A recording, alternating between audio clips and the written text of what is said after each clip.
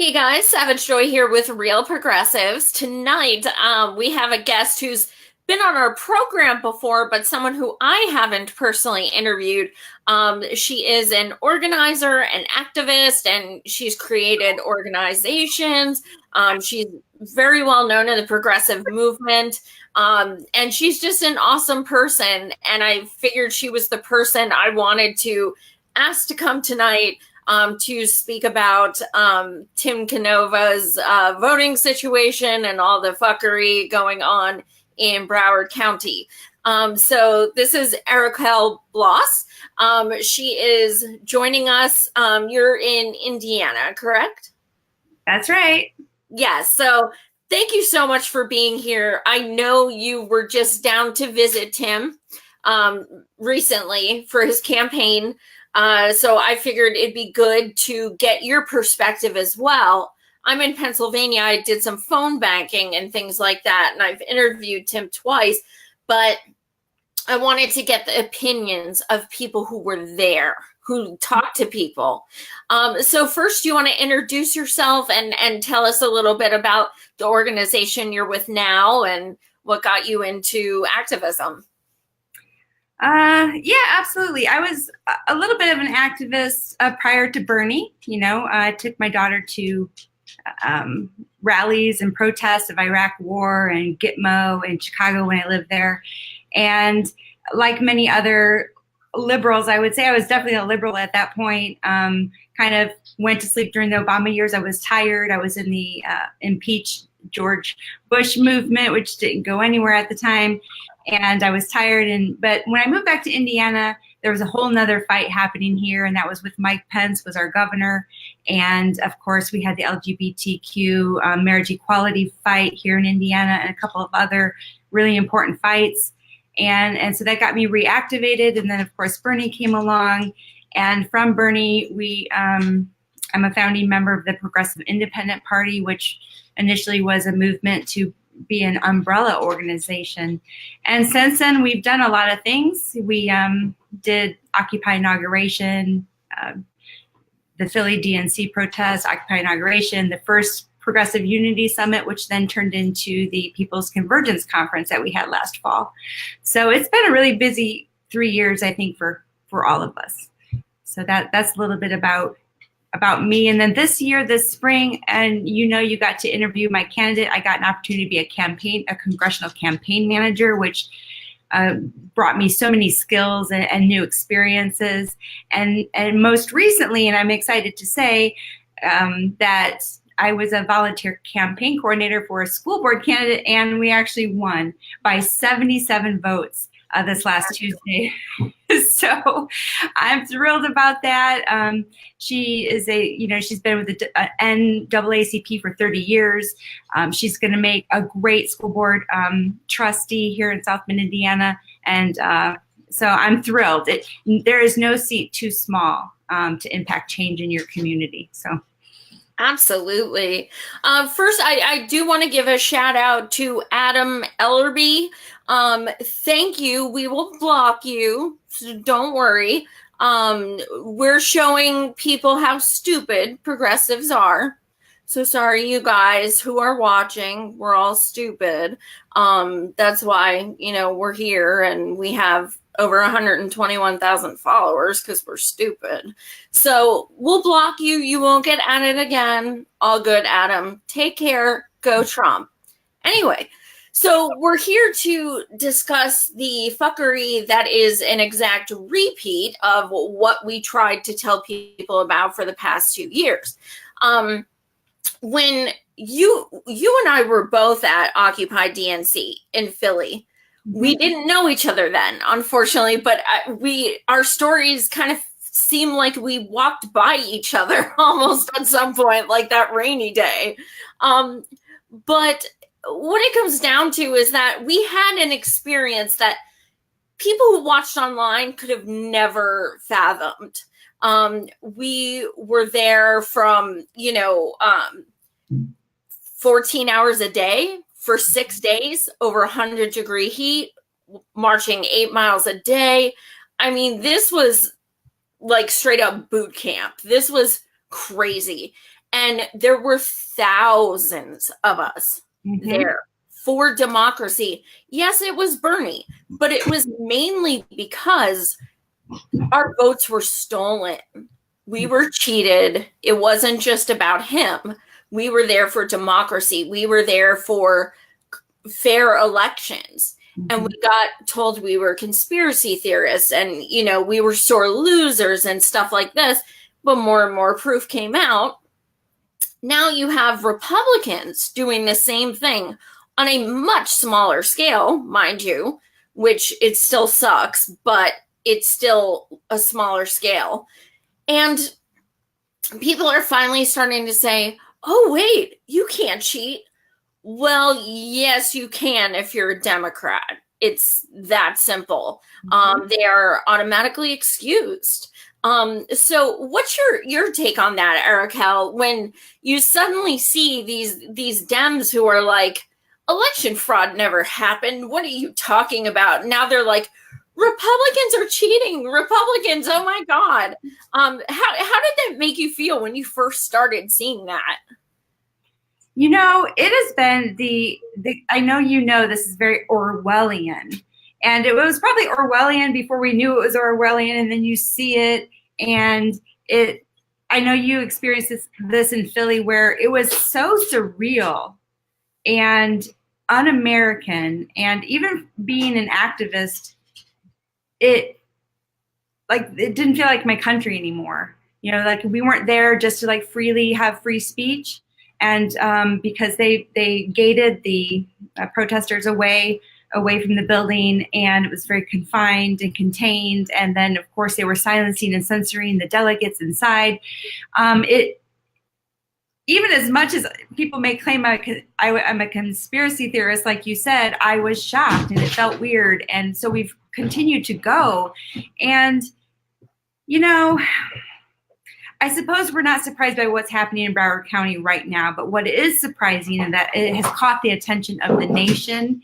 And I hope all your listeners help us elevate this issue in Broward County, in Florida, and Miami-Dade.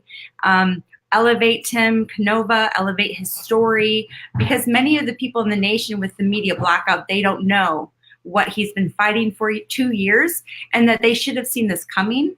It's unfortunate that the Republicans care now because it's going to impact their election results. They may flip a couple seats, but sadly, that's how it goes. But it's our job to elevate this and make it as long and as big a conversation as we can, tying it in with Georgia and what's happening there. And of course, Greg Palast, he's been doing some fantastic independent journalism on election fraud. You should visit his website, gregpalast.com.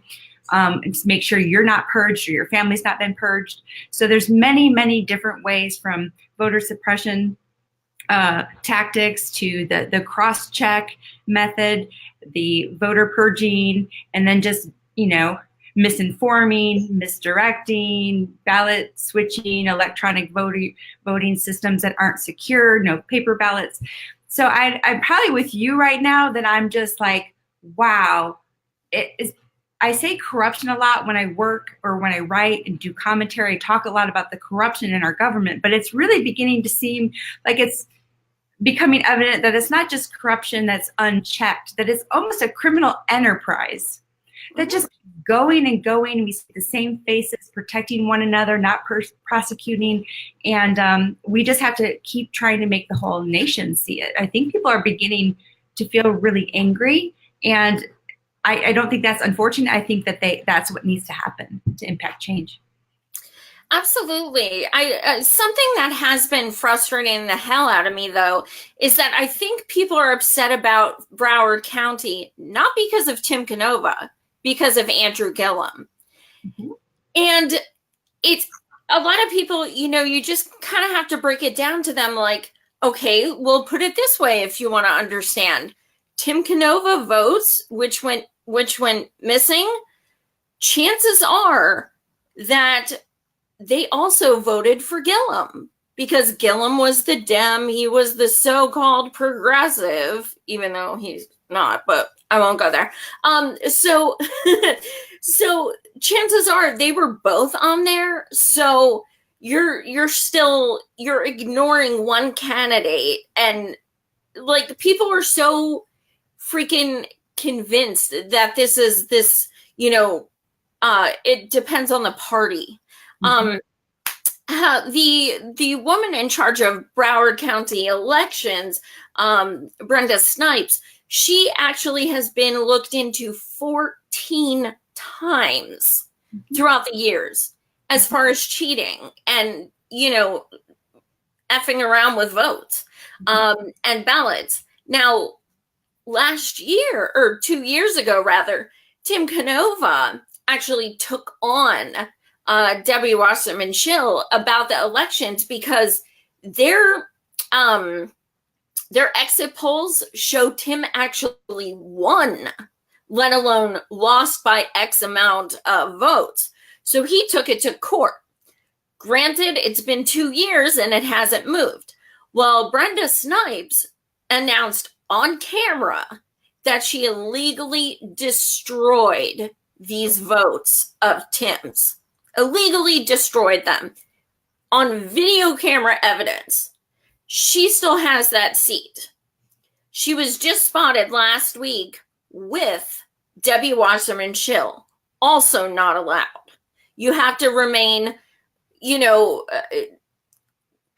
basically impartial. You have to treat them both the same, regardless what party you are or how you want to vote, how you want to win. That's against the rules as well. So these things are so frustrating to watch, and people are like, they voted for her anyway, which if you get fired as the head of the DNC for rigging an election and you want to vote for that person and then don't call them out because there's inconsistencies with voting, dude, what is democratic about that? Like, seriously. What's your take on that? That she supposedly went from one of the most hated people to getting like 57% of the vote. Yeah, I think the fact that they're kind of ignoring Tim Canova's race right now shows you how the duopoly works together against the people. Because if Tim were to win, it would help neither party. He's continually and constantly calling out the corruption on both sides, the lobby money that they take, how it impacts their votes. He's a true man and politician of integrity. And so it's like the elephant in the room where everyone's claiming all this stuff is happening potentially in Broward County, but no one seems to want to talk about the fact that Debbie Wasserman Schultz race is in that bundle and was in that bundle in 2016. That's because, Marco Rubio has been retweeting Tim Canova. I know. Yeah. So it's great. It's fantastic that, even though he's kind of using Tim's evidence, that they've gotten the videotapes and things of like really strange things happening with the ballots, even though he's using him to, elevate their own cause. But the truth of the matter is this should be a nonpartisan issue. This should be, absolutely, an issue of where's the ballots, where's, how do we handle the ballots? What's legal? How do you report? And it's a mess. And I know that today, last night, Rick Scott filed a suit against Brenda Snipes in the Broward County elections. And today they had an emergency hearing. And the judge did say that they could have an emergency inspection of ballots by 7 p.m. tonight. They were supposed to be allowed in there. So hopefully we'll start to get some results.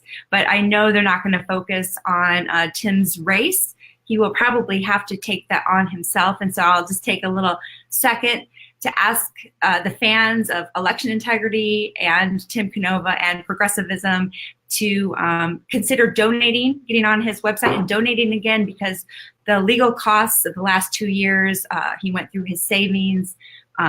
He's not been working as a professor because he's been campaigning for 2 years. So just consider helping him out to the future cost of fighting this election and getting the ballots counted and recounted and inspected. That would be, I'm sure, greatly appreciated by Tim and his campaign. Absolutely.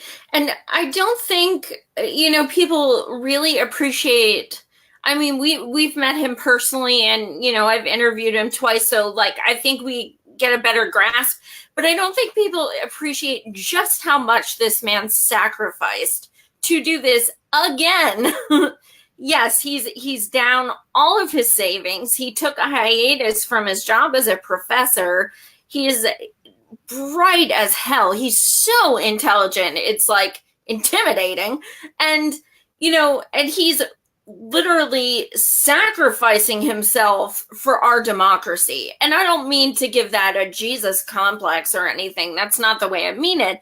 I'm just saying, like, he is like putting himself out there to fight for us to have the right of our votes being counted. A lot of stuff is falling on him. A lot of people are coming out and saying, well, he wouldn't have lost if he didn't go independent. I think that's bullshit. I think going independent was the absolute best decision he could have made. Last year, he stayed a Dem, and they cheated. And if he would have done that again, they would have cheated again. It's that simple. By going independent, he had until now to run, and they had less access to his information, things like that. Hey, Mo, just go away. All you do is complain about people. Can you just go? Like, Mark, can you get rid of him? He's in every group, and all he does is trash people. Oh, so, I can't even see him. Oh, you're fine. You don't need to. But what is your response to that? Like, what do you think about him going independent? Were you happy, or did it piss you off? Oh, no, I'm, a huge, my organization and the work that I've been doing is to get the left to be independent. I think we can eventually build bigger and replace the Democratic Party. They're so far towards the middle. But since now that I've represented a congressional Democratic candidate, I know the machine a little bit better. I know what we're up against, and elections are not easy to win. And that's another little thing I'd like to put out to your audience, is that we need to move from activism to learning how to organize, to learning how to campaign and use skills and gain the skills to get people elected. It's okay to vote, it's okay to share on social media, but to really impact, and this is one thing that Bernie was absolutely right on, it's like we need to infiltrate from every single seat. There's no seat too small to impact change. So I hope everyone out there considers already strategizing for 2019 and 2020. But back to your question, Tim and I discussed, he let me know he was going to go independent. I thought that was absolutely the right answer for him and for the movement. I think that what is sad is that I know I'm not going to speak for him. I'm just going to say from an outside perspective, I think he feels very abandoned by Bernie, many of the Bernie-crats, and this kind of Trump derangement syndrome that's happening now in mass media is we're still like looking at the results of Tuesday and what the impact is to the independent movement and the Green Party, but it's looking at it like it really is hurting our movement because people are so fearful of splitting the vote. And so Tim has in many ways had been abandoned by the larger movement. Bernie had endorsed him in 2000, early in the contest in 2000, maybe late 15, I don't know for sure, but he didn't have that this time. He didn't have those kind of like large donations. They had so much money in the last campaign. They had 4 or 5 different headquarters. They had so many paid staff, and now they have 1 headquarters, three full-time staff. And so I went there just as a friend and someone in the movement, hopefully to gain attention for him and remind the whole nation, progressives around the nation, like we need to rally around, not spread ourselves so thin. If we look at Shama Sawant, the socialist city councilwoman in Seattle, 1 seat with strong voice can change the national perspective, whether, she was the first to help push $15 an hour minimum wage in Seattle. So, we got to find those candidates like Tim Canova, and we need to put everything, all of us together behind that one person, because that's the only way we're going to break this stranglehold of the duopoly and corruption, in my opinion. But of course, without without election integrity, it's almost impossible to get people elected. So. Absolutely.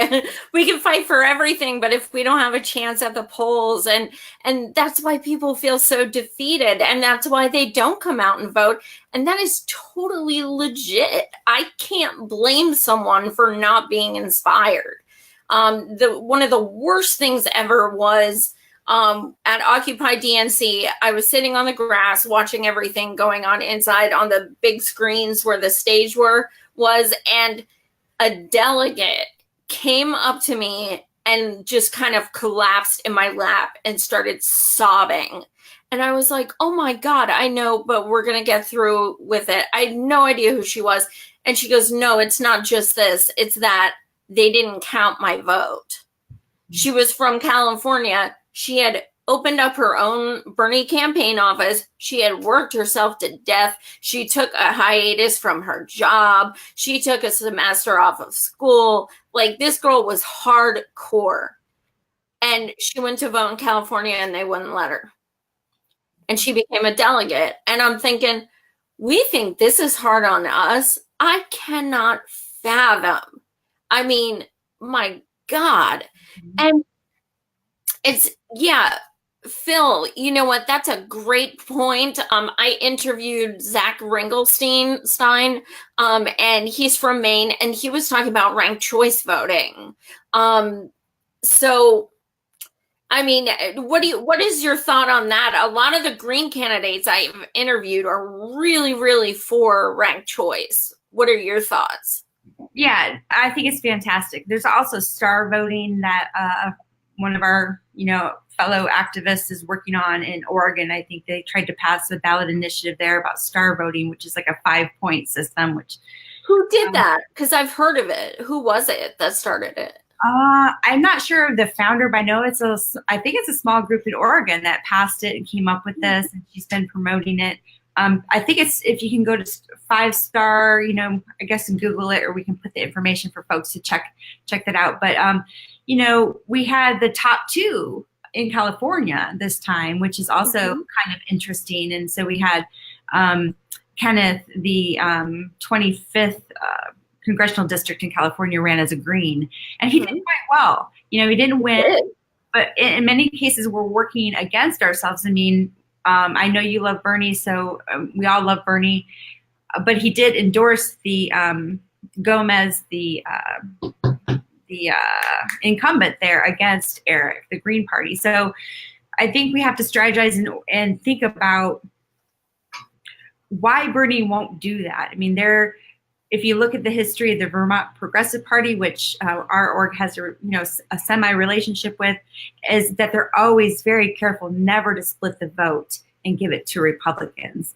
And that might be something that we all need to talk about and strategize, is to find these nonpartisan seats, or these seats that are weak or have no contest, in order to start building some wins for us where we're not splitting the vote. Which, to me, I'm not that kind of voter. I don't think like that. But this is the kind of hostile environment that the media is creating, and this division, which is all like smoke and mirrors, because everybody in the duopoly is working to maintain their own power and their own wealth. But we do, as a group, as a movement, need to discuss our strategy. And I do want to extend a big thank you, Joy, to you, because you have given so many interviews, and I know you work, you've got family, and you've had some very serious health concerns. And I just want to thank you, because you've worked your ass off, and you've got this big heart and these big tears when you're moved and you're into something. So I just want to say thank you to what you've done for all of us. Thank you so much. Don't make me cry. Yeah, it's hard. Like, this is, these people are our family. You know what I mean? So when you see someone get upset, like, being empaths can be the end of us. Like, I say that all the time. I'm like, what's going to kill me is not a heart attack. It's from like being brokenhearted because I'm seeing so many people in pain. You know what I mean? It's like, it's hard. Yeah. And if more people had empathy, our country would be a little bit different.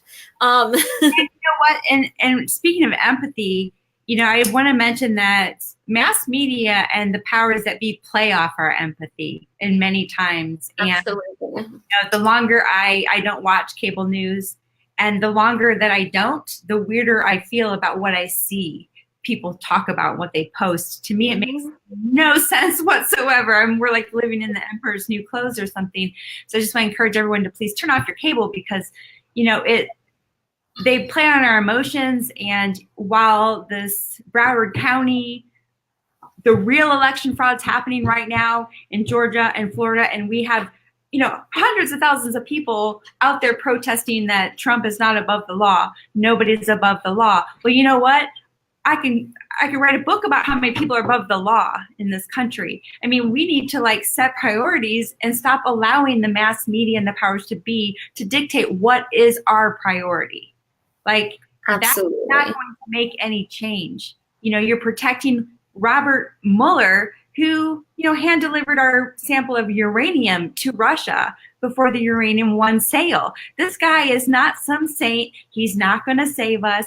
We need to protect our votes, protect our elections, elevate our candidates, and get to strategizing. Stop with the Russiagate already. We need to pick our own focus and stop allowing these, powers to be to pick it for us. And continue to divert our attention from what we need to do, as a people, for the people. So I get really, I'm so over the Russiagate. We just got to keep pushing people away from that so they can see that there's people dying from the, police brutality. There's people losing their homes. There's food insecurity. There's, water issues. And we need to focus and maintain our attention on what is truly important in this country, and stop allowing them to dictate our priority. Absolutely. I totally agree. And everyone in the comments seems to too. It's crazy. Today I'm sitting there and I don't watch MSM either. And I'm sitting there on Facebook and all of a sudden I see Stormy Daniels. What? Where is this coming from? And it's aren't we dealing with cheating in an election that was 3 days ago? And aren't there fires killing people? And wasn't there just a big shooting? But let's talk about a dude paying a porn star to get banged. Who gives a shit? Who cares? Exactly. How many people cheat on their partner and bang someone? It's not, they just focus on what matters. And also, people talk about Trump's taxes and shit. Who the fuck cares? I mean, who cares? I don't care. If he did his taxes and benefited, blame the rules. Blame who creates the rules, who gave him those write-offs and whatever. There are so many more things to complain about with him than protesting to get his freaking taxes. Right. It makes priorities are fucked up. No, it makes sense, because who approved his taxes is the federal government. Right. So what are we going to find in his taxes that they haven't, this, but all of us as a group, we just have to keep, when we see a light of truth and it's confusing in an era and a nation of propaganda, we have mass psychosis, really, of this nth degree. When we trust somebody like you or me, or if we trust him, we just have to hang on to that light and follow it out of the dark, because it is so disorienting to be where we are as a nation. The end of capitalism, our empire is falling, and it's very disorienting. So I just recommend that everybody find their light, their truth. Those people that continue to tell you the truth, even though you don't want to hear it, and it's hard to hear. For me, it's Caitlin Johnson, it's you, it's Steve Grumbine, it's Jamu Baraka. These people, I know if I'm aligned with them, then I'm in the right direction, because it's both Democrats, it's both Republicans. And when you hear progressives being we have to vote straight blue ticket, you're something's wrong. we have this mass psychosis, and we're not seeing that both parties. We have one party, and it's the power of the elite, the corrupt, and the criminal enterprise, and that's what we're fighting. Absolutely. I mean, yeah, let's vote blue no matter who, so we can get Manchin, we can get Debbie Wasserman Schill, we can get Nancy Pelosi, who was just endorsed by Trump. Absolutely. Vote blue no matter who, because anyone with a D next to their name is absolved of everything else, even though they're totally Republicans. They're, Dino, I just learned what that is, Democrat in name only. I didn't know that. I just found that out the other day. I'm stealing it. But yeah, you know what, Matt, you're totally right. He said if they focused on, something like Medicare for all, as much as they did about like Trump's taxes and stuff, we'd be a lot further ahead. This whole like Mick resistance thing, like, okay, you resisted, we're still in the position, now what? We need to do better. The protests today in Broward County, I was watching the stream, and comment after comment was literally, why are they protesting? Seriously? I was just like, Mueller.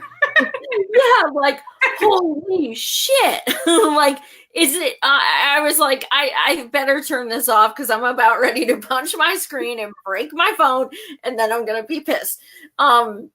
Well, CNN didn't tell them why to protest elections. They're like #protect Mueller when it should be #protect the vote.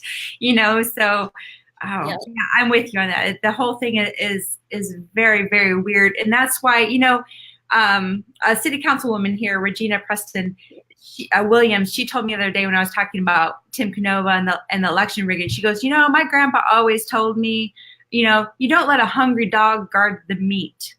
I was like, yeah, we're letting the hungry dog, protect the, watch the meat. That's what's happening with these elections. I mean, all these people they shouldn't be trusted with our votes. Oh, it's horrible. So. Absolutely. It's like we have to come up with all these new laws with things we are experiencing in the past 3 years. So apparently we have to come up with a law that if you're in the race, you can't count the ballots. Why is that a thing? Why does that need to be stated? But apparently it does. How about if you're under indictment, you don't get to run? How, like these things, we literally have to come up with like new amendments for this crazy shit that's like just so unfathomable. It's all the damn internet that exposes these things. It's like everybody thought Obama was like this saint because like there weren't, wasn't as much social media and stuff. And then like you start learning what he's really like. And then it just starts like, holy shit, like these people aren't who they say. Kenneth said, we're protesting to protect Mueller. What the fuck?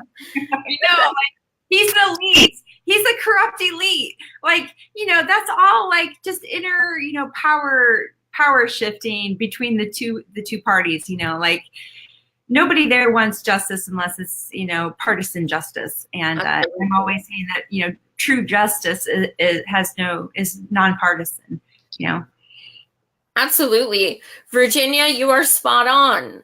Virginia stated, she's an RP sister. She said, new rule, public servants must serve the public by law. Mm-hmm. Why is that not, serve your constituents? We gave you the position, serve them. What do you think will happen with Gillum and Abrams as far as the recount? Where do you think that will be fair? Do you think they'll come out victorious? How do you see that coming together afterwards? Well, with what's happening in Broward County, if Gilliam wins, I don't even know if that would be a true vote count, honestly. Not that I don't prefer him. Stacey Abrams, I hope she sticks it out and gets a fair count. I'm really disappointed in the fact that even our revolution and the Democratic Party and even Jeff Weaver today on Facebook, is mocking the Republicans for their concern with the elections in South Florida. They're mocking them like they're saying that the Republicans don't want every vote counted. And come on, I mean, Broward County is the only county in Florida that hasn't reported their early voting counts yet. I mean, they've broken many, many laws within the last 3-4 days. This is not usual behavior. They have every right. We have every right. But it's upsetting with the Democrats. And I know that, the Republicans, this is partisan. They could lose their races. But this shouldn't be partisan, and everybody should want every vote counted. But you know what? There is a proper way and a legal way to count the votes, to handle the votes, to hand off the votes, to read them and have them inspected. And we need to continue to. And that's unfortunate, that even our revolution is talking that kind of spin. It's like, no, we should demand transparency and understanding of what's happening with those ballots. Right. Anytime, even if you think you won legitimately, what's the harm in having them counted? You get to be victorious in the end, and people trust you more, and people believe in the process more, and people vote more. So, I mean, voting is the most basic right. When I was in Vermont for Bernie's birthday party last month, he did a forum with immigrants and voting. And it was fascinating because I've written articles about vote shaming and I've been so passionate about it. But this one woman spoke who was an immigrant from the Congo, and she was explaining how when she lived in the Congo, which was up until I believe 8 years ago, they weren't allowed to choose. They had one person, no options, no choices, no write-ins, one person. You want to vote? Cool. You're picking that person. It's that simple. And the polling station was one, and it was a bajillion miles away and all that stuff. And then she said, I don't understand why I came to the United States and see people shaming people for voting their choice. I don't understand that. I was so thankful to have choices. I looked at the ballots and thought, wait, you get to choose who you want? You have options? And I'm like, my God, is that a brilliant perspective? I've never thought of it that way. And it's we're that spoiled. We're that entitled to say, we are that much more important than you. We are going to tell you our vote's the only one that matters. You better bow down to us. And if not, it's all your fault. And so I thought that was what's that?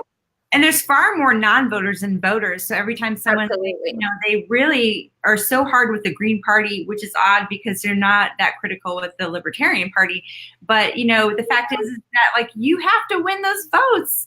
You know what? You have to win them. You have to earn them. And there's plenty of people out there that need to be registered to vote, that need to be inspired to vote. You need to give them a reason to come out and trust you and trust the process. And, that's how you should win elections. I think that if this continues with the purging and the mess, we're just going to have a diminished amount of democracy. But it's both parties. Like I say, it's Republicans, they purge, they do the cross check, they do whatchamacallit, and I can't think this, where they district, and then the Democrats, they rig their primaries. So Democrats don't care about democracy. Let's be honest. Kanye said George Bush doesn't care about black people. I say Democratic Party doesn't care about democracy, and that's the irony. Is they're all accusing each other, and we should care about democracy, and we got to rise up and make this right. So if your viewers have ran for election, if they've lost, which they probably did because it's hard to win elections, it takes a lot of money, it takes a lot of people, a lot of skill, but don't give up, right? Because our democracy, well, we're not really in a democracy anymore, but we're going to keep diminishing. And so we got to keep growing stronger, not weaker. So even if you lose an election, or if Tim loses an election, we never, ever lose our voice. And we got to continue to lift each other up. And I want to say we had an activist die last week, a bio sharp. She was the former political director of Draft Bernie. And I just want to say, dedicate this show to her. And she was not someone that had a lot of lights on her, but the Draft Bernie Town Hall was her idea. And she also was the one that secured Cornel West to speak at our People's Convergence Conference, which maybe your folks didn't know. But what I learned from her loss is that when you spend your time, I'm a single mom and I work, the rest of my time is volunteerism, politics, and activism, is when you don't have a social life and you work with activists, they have to be your family. Mm-hmm. And so we got to not only self-care, but we need to care about one another, which is something I learned by her loss, to remember to tell the people I work with, like you and others, that I care, I'm listening, I'm here, because this is a very long road. And so I just want to say rest in peace to Bio, and like her example will be set forth in the movement, and she'll continue to inspire. Absolutely. Rest in power. Yeah. She was great. I met her at Cornell's speech, and she was so nice. And, and I was like, dude, I've organized events, but not with Brother Cornell showing up. Like, I mean, that's pretty impressive. So I could tell she was pretty damn special. It's always hard when we lose people in our movement. We've lost a few to suicide, and one to a drug overdose, and one, Heather Heyer. And it's like, even though we don't meet them in person necessarily, it's still, there's that connection there that we formed in 2015. We all became that unspoken family. But that's one of the good things about Occupy DNC, meeting people you've talked to online for 2 years and being like, oh my God, having each other, as hippie as it sounds, that's what got us through it, hands down. Yeah, and continues to get us through it too. These are hard times. I know that Tim and his campaign and many of the campaigns that lost, they still need your support. They still need your care, and everyone needs to let them know it's very, very hard to win elections. It's very hard to be the focus of everyone's critique, from media to followers to, whatever. So just be kind to one another. This is such a divisive time in our country, and myself included. I've been guilty of that too. But I think we could be kinder to one another. The left has become very intolerant of, we're supposed to be the part of the country that is inclusive and welcoming, but we've become very intolerant of listening to the people on the right and why they feel the way they do, or why they support Trump. Like, we shouldn't fear dialogue, and we shouldn't fear inclusivity of ideas and diversity of thought. Don't exclude those from your ideals of how to form community.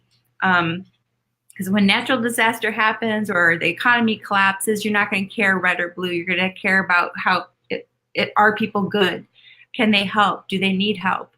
How can we pull together? Those are the things that's going to matter in the end. Just remember that those who benefit from us being divided are those that that we should be all fighting together against.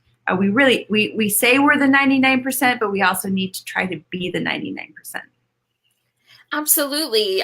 When I was younger, I thought, okay, there's two things. It's the Democrats hate the Republicans, the Republicans hate the Democrats. And I'm like, okay, now the Greens hate the Burners, and the Burners, it's just like all that, like we all want the same things, but we're all just on each other about stupid shit. Let's just vote person, not party. End of story. Yeah, and the funny thing is that when we disconnect from the corporate media rhetoric, which is mostly linked to the, maintaining Democratic Party power, when we disconnect from that and we're just progressives that believe in $15 an hour minimum wage, Medicare for all, free tuition, et cetera, et cetera, et cetera, when we focus on that, we can win elections, because that's what the people on the right want as well. And Indiana voted for Bernie in the primary, and then voted for Trump in the general. So there's something to be said that, the Democratic Party keeps picking these centrist candidates to run. They handpicked them. They did for my district. They handpicked someone from DC to move back here from whenever they did in their life and run. And of course, he lost because, those candidates are inauthentic and out of touch with the area. But, oh shit, I just lost my thought. What was my thought, Joy? Probably that we can only win if they pick a progressive. That's why, the center Dems and the Republicans both are attacking the progressive left, because we can actually win elections because we have the people's values that everyone wants: a secure home, a secure, food security, health security, and So sometimes we just need to remember to go back and focus on our values and not our differences. Absolutely. It's very comparable to when, now I lost my train of thought. It's contagious. Oh yeah, I don't remember. It must have been a lie, as my dad says. So, with all of this talk of voter, people say voter fraud, and I don't think they get it. There's not voter fraud. This is election fraud. This isn't, voter fraud is like this. It barely exists. But as far as election fraud, with all of this finally coming to light in even if it is only Gillum, but in Florida specifically, with all of that coming to light, are these people who ignored our pleas for 2.5 years going to finally join us and fight for open primaries, paper ballots triple checked while being video recording? Are they going to join us? Are they going to act on this fury they have now? What do you think? Well, if we stop being distracted by mass media, that tell us to look over here, when we should be really angry when we're looking at South Florida and what's happening in Georgia, and the purging that's happened in Indiana and, Texas, and the voter flipping in Texas with the software, and the fact that we don't have the right to inspect the software because it's proprietary, and, these things are against the people. And, when we finally decide to rise as a nation and take back our country, or take it back for the first time, or it will be over like that. And I think that we're probably more frustrated because we're ahead of the curve, and we continue. And I say we were woke by Bernie, but we have to wake up every day. Like, we have to continue to be woke and be vigilant on what we're seeing, what we're reading, what we're listening to, what we believe, how we behave. We have to stay woke and keep waking up. There's so much more to understand about where we've come from and how to change it, and be innovative in our steps moving forward. So I think that we just need to, so it's frustrating for us having this curve, but we are opening the path. If you think of a path less taken, has brush and sticks and this and that, but after like a few hundred, after people go, it becomes a nice wider path and clear path for others to join. So we just got to keep pushing forward. It may get worse before it gets better, but like I said, grab the light and follow it out of the tunnel of the people that you trust to tell you the truth. So I feel like I can't, and I'm probably cursing it, and I'll probably die in my sleep tonight, but I feel like I can't die until I see Hillary and Debbie Wasserman Schultz going the effing down. Like, they're invincible. They are absolutely invincible. No, we can't, who was it that said, it feels like people like that are invincible, but when they go down, it's fast. So I thought it was interesting that all this attention is on the Broward County elections right now. And at the same time, we're going to get a new attorney general, right? And then on top of it, Judicial Watch yesterday is suing the DOJ for all the paperwork related to Debbie Wasserman Schultz and the ONE IT spy scandal. So, yes. And so a lot of attention is kind of like, a magnifying glass to like a bug with the sun. Like, it's really, we just have to keep pushing those spots, I hope, until the truth and justice, burst forth. I hope. So there's a lot going on. Why didn't they sue for that shit a month ago while she was running? Damn it. People have a short memory with that kind of stuff. Like they do. It's bananas. Wow. But Sessions, maybe it's because Sessions has resigned or was forced to resign, and the new AG, it takes someone very brave to want to, prosecute, elites, and this.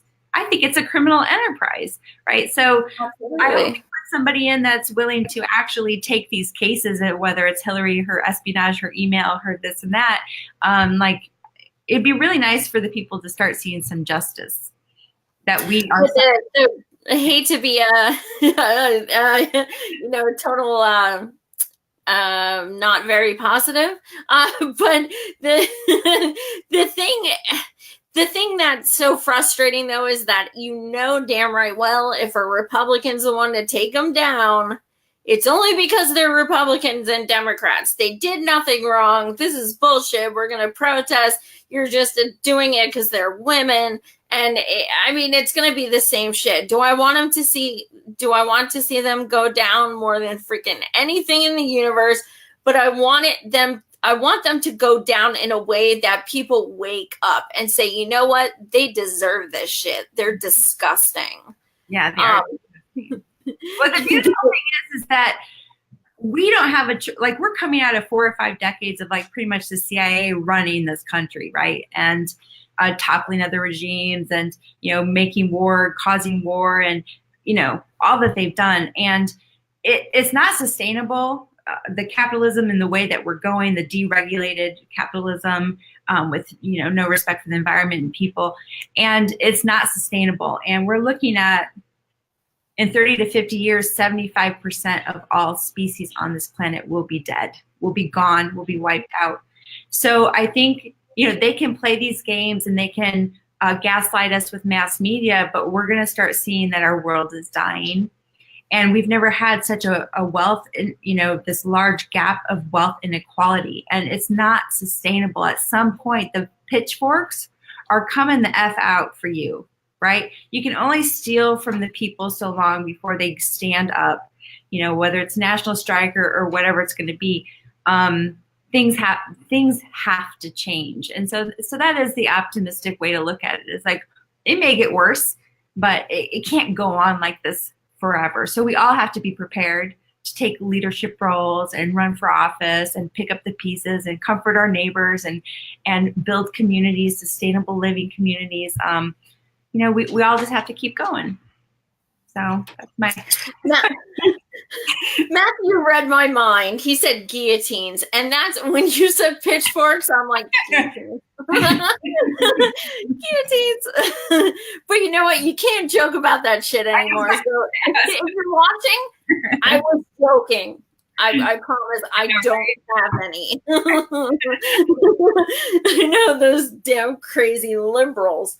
So I saw a couple of people mention it in the comments. I'm not sure how many of you guys saw this. If you follow me on Joy Marie Mann on Facebook, I have posted it several times. But there's a video that came out yesterday that is just this woman is a hero, a legit hero for catching what she caught. She caught the boxes and boxes of provisional ballots being taken out of people's personal cars and stuck in a rental. And, it's just mind-blowing. And she talks to I'm not sure if he was a security guard or someone who was working there. And she says, are they allowed to do this? And he's like, I don't know, And it's, in what way is that legal? It's not. Tim stated right there that what that is completely illegal, regardless of if they were switching the ballots or which, we obviously know what they were going to do with them, but just transporting them by themselves as regular citizens in their own personal vehicles and then putting them in a rental truck, it's not allowed. You can't do that. So right there they have, yeah. So right there they have thousands of people's personal votes in a vehicle that nobody is aware they're driving. And, and there's at least 10 people involved, because there's a bunch of people who drive from other precincts to bring the ballots. So it's like this huge, and of course it's dark. So this woman is just such a badass for being there and catching it on camera and confronting them. And of course, only one of them made eye contact. Everyone else has like their head down, like, oh shit. Because yeah, sorry, that's kind of illegal. But yeah, you guys check that out. It's just absolutely, we're fortunate to have it on tape, because so much of what we've gone through, we know for a fact, but it's not good enough for other people. So to have this is just good. I'm hoping that we can get somewhere with it. But then I don't know if you guys, some of you just joined, when the head of the election committee, Brenda Snipes, admits on tape she destroyed all of the, the ballots, which were illegally destroyed because they were in the middle of the lawsuit, and she still holds her position. This video, I hope it helps, but I'm going to keep it real and be cautiously optimistic. So where do we go from here? Do you think we have the coalition to actually achieve these paper ballots and implement these changes by the time the presidential comes around? Well, I actually just wrote on Facebook asking if anyone wanted to help me co-author a White House petition demanding paper ballots and secure paper ballots by the primary and general election in 2020. So we would have to get 100,000 signatures within, I think, 30 days for them to, which requires them to give us a response right. in 60 days. I know it's a long shot, but, Trump is just weird enough and and I should say he has done some really good things. He's very unpredictable. You got to turn the noise off and watch what he does and stop listening to what he says or what he tweets. But he's just crazy enough that sometimes he really does bend to public opinion, whether it was the immigration issue and keeping families together, or, there's the hunting trophy he changed his mind on. So he's probably the only president I've ever remembered that will actually change his direction due to public opinion. Whether if that's narcissism or if that's heroic, I don't know. But, I thought maybe we could start there. And if we make a compelling case enough, that at least it will spread and people will start to think about it.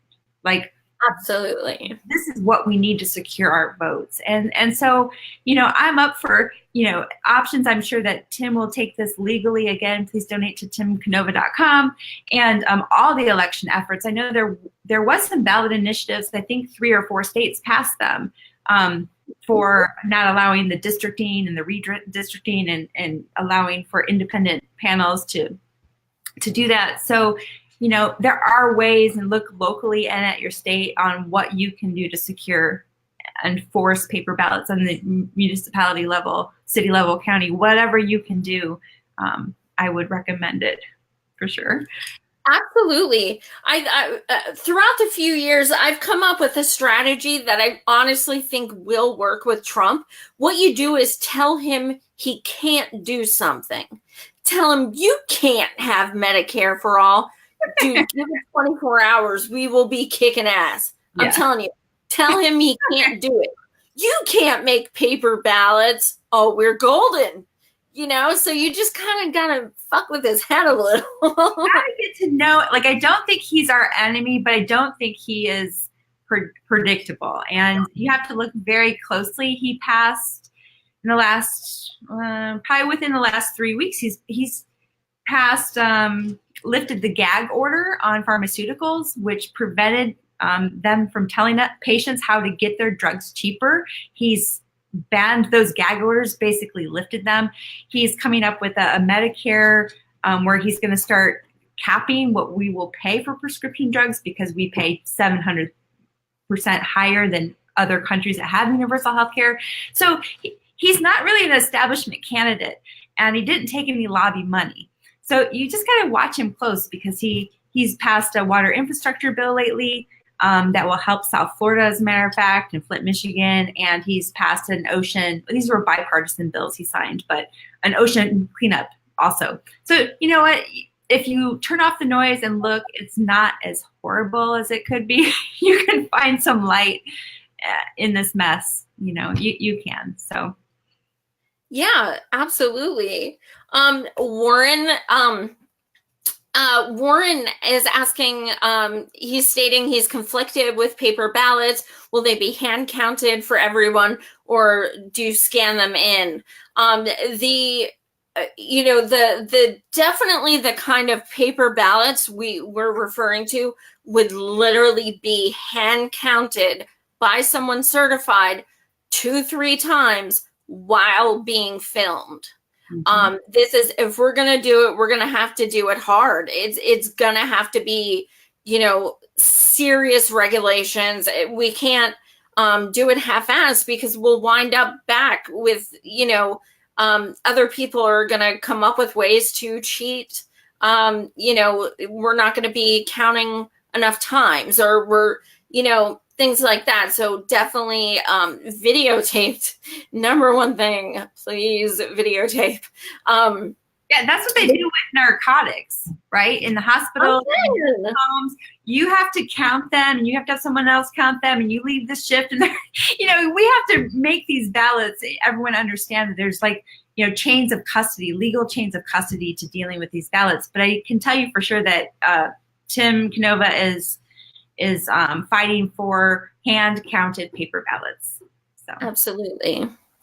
Warren, I would absolutely work 12 hours a day to count those ballots. You better believe it. And there are many, many, many of us who would. Also, a number of states do have early voting. So you can start much earlier doing that. As far as, finding volunteers to do that, I do not think it will be a problem. The one downside is we may not get that the election results that same day. It may be the next day. But if the numbers are going to be fair, I'll wait a freaking week. I don't care, because it's going to avoid all this clusterfuck we're in right now. And also we need to open more damn polling stations. Bernie's having his people wait 7 hours to cast a vote, and we're sending them pizzas because they can't even vote for Bernie without waiting that long. Things like that. These poor people in Georgia, just have their machines without cords, and they wait there for hours. I mean, we need more polling places, and trust me, in each district, there will be people who will help. I have no doubt. But they need to be trained correctly too. What? Steve Grumbine would be really proud of me if I said this right now, that this could be like the federal job guarantee. Yes. Ballot counters, jobs. Yes. For everybody. Absolutely. Like, you get paid training, right? And you read the manual, and yeah, totally. Warren, and absolutely, I think it may be a trial and error, and it may be something that starts, for some reason it does go state by state. So I think it would be advantageous to look at the other states and kind of see which way has worked best.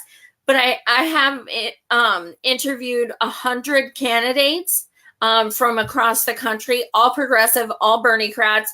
And I've heard really good things about paper ballots. It seems like the only candidates who say, yes, and, I feel like it went okay, are paper ballots. Gabbard she's co-sponsored a paper ballot bill, I believe. Who is? Tulsi Gabbard.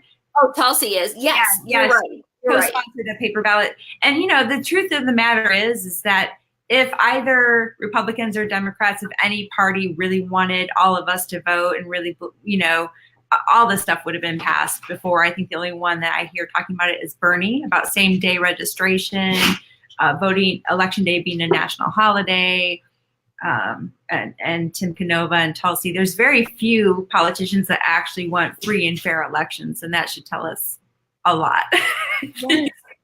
Maybe because they realize whether they win or not, they want it correct. They want it to be democratic. Go figure.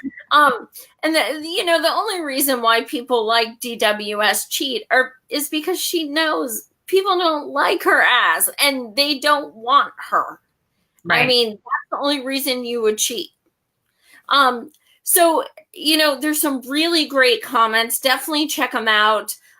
You guys are awesome. You've been really engaged, which I love because this is such an important topic, especially right now.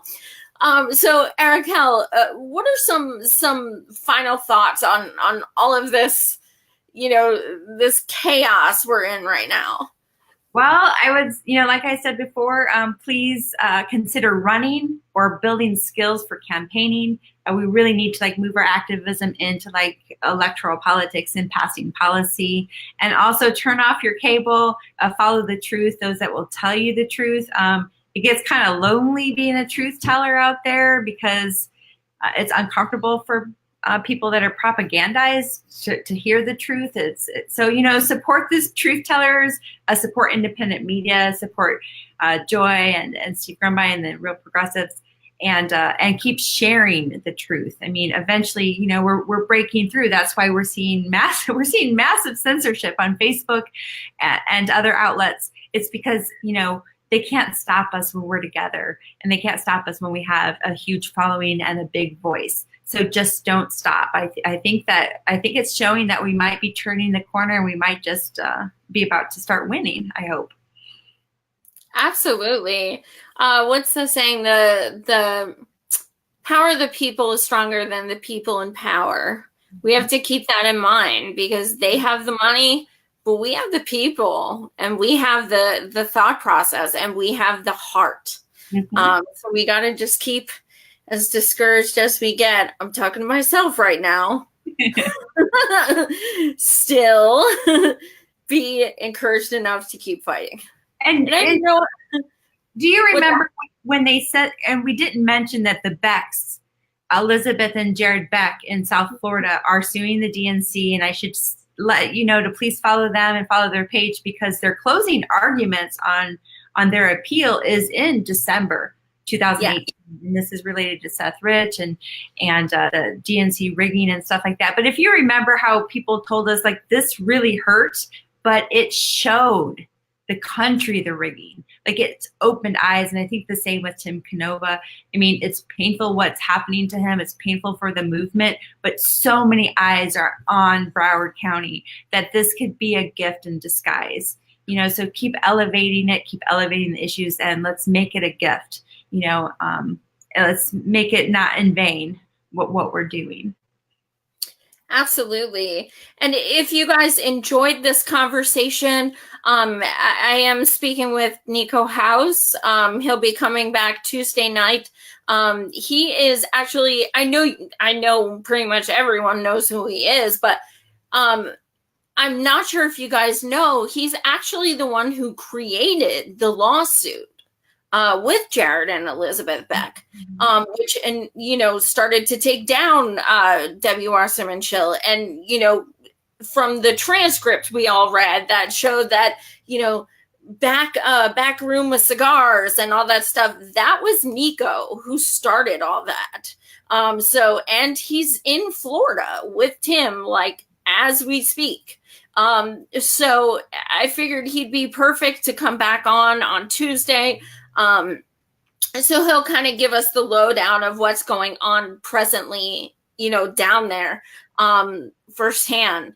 So thank you again so much, Araquel. You are freaking awesome. I am so glad you came to my mind immediately.